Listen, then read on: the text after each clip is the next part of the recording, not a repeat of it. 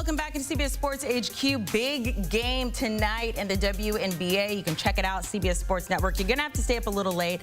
It's not starting closer until 10 Eastern. However, we're talking about the Fever at the Sparks. Now, the Sparks have already won the first two matchups. They were on the road. They're back at home. The Fever are getting it done, though, without Caitlin Clark. Can they do it on the road tonight? And a lot of playoff implications as we continue throughout the season. So let's welcome in our Tykera Carter here. Let's talk about the Fever first. Look, they have won 5 in a row without Caitlin Clark. And if you ask the players, though, Sophie Cunningham has been speaking out about this. This is not anything about Caitlin Clark. Obviously, they're better with her, but look at us gelling without her and how well we're starting to do. Yeah, and also their head coach, Stephanie White, has also said something similar in that regards, where it sucks to not have Caitlin, right? But it has showed the resilience that her team has and how they've been able to click. And then also the Indiana Fever, they become very hard to scout because you don't know who's going to be the one to go off in a game. And we can use, for example, their win over Seattle on Sunday. Kelsey Mitchell, she's been leading the group in scoring at 19.5 points per game. This is the most that she has averaged in a season in her 8-year career. But when you look at it, it's been other people who have been able to step up. Aaliyah Boston was just named the WNBA Player of the Week, and Natasha Howard on Sunday was the one who led them with 21 points to the victory. And so it becomes very difficult for teams to say, okay, who is going to be the player in which we have to stop tonight, or players? And so I think it's made them dynamic in that sense, where they have become a little bit more difficult to scout because they've had their top 3 in Natasha Howard and Kelsey Mitchell and Aaliyah Boston, who have been able to put up some dynamic numbers. But then also the supporting cast like Sophie Cunningham is knocking down a 3-point shot as well. And so I think for them, it's been more about a team thing and making sure that they're coming together at the right time, and which we're seeing right now, as opposed to them thinking about the fact that Caitlin has been out. So take us through the rest of the season, since they are doing so well, because we're just a little bit more than a month away from the beginning of the playoffs here. They're only, look, they're in 5th place overall in the standings, but they're only a game and a half back of 2nd place. It is very, very crowded.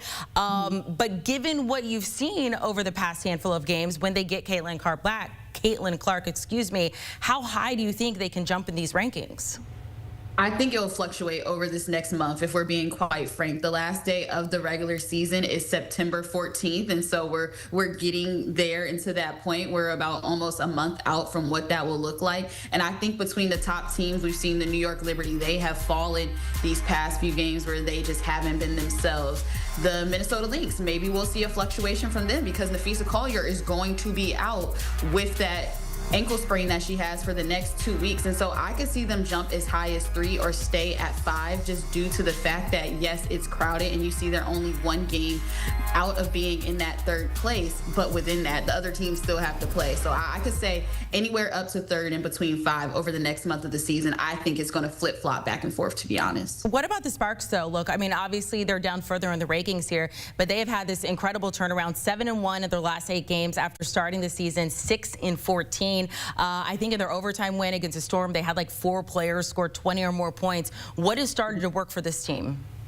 Well, this team has found themselves, and they also got bodies back. So when we think about their 6-14 start to the season, they missed a heap of time without Rakia Jackson. Ray Burrell was also injured. She had a high ankle sprain that saw her being out. And you see here that they've been able to find a groove when it comes to the rhythm and the scoring of the basketball. They are one of the top teams in the WNBA in pace and points per game. And so what we've seen within them is the fact that they know that they have these players who can put the ball in the hole, and they've been doing that at best. And so I think for them, it was just all about getting bodies back into the fold and then finding their chemistry, because they started half the season without a starter and one of their key bench players. And then you think about Cameron Brink. She's only 2 games back, and she's played a little under 13 minutes in those 2 games. But within that, that gives them another body, that gives them somebody who is going to protect the rim. And then also they can turn the page and really focus on being a dynamic team on defense, just like we've seen them dominate on offense. Okay, so since you do have those bodies back, including Cameron Brink,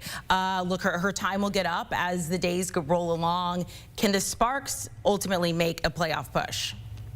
I think so. I think it's going to be similar to what we see within the top 5. That bottom is going to continue to fluctuate just due to the fact that the Valkyries, they have not looked the same since it was announced that Kayla Thornton would be out for the rest of the season. And she was their first All-Star in Valkyries history for the first-year franchise. And so within them, I think they can go back and forth. They've been able to beat the Mystics and the Valkyries at one point in this season. And so within that, it's not too far-fetched to say that they can't make a playoff push, especially with the way that they've been playing as of late. Okay, so a lot on the line tonight. Keep in mind the Sparks won the first 2 games. Those were on the road. They're back at home. They're getting the bodies back. Both of these teams are finding their groove. The Fever actually favored by 2.5 on the road. What is your prediction for tonight?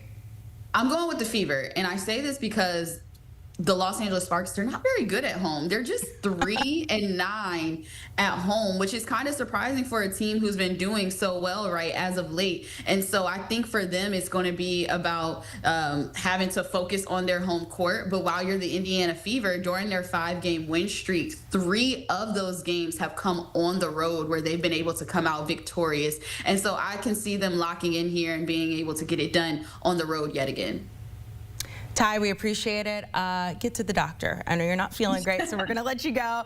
Hopefully you get to the doctor, get back home for the game tonight that is coming up on CBS Sports Network. We appreciate your time, Ty. The Fever and the Sparks going at it. So much on the line between these 2 teams right now. Tip-off around 10 Eastern. Check it out on CBS Sports Network.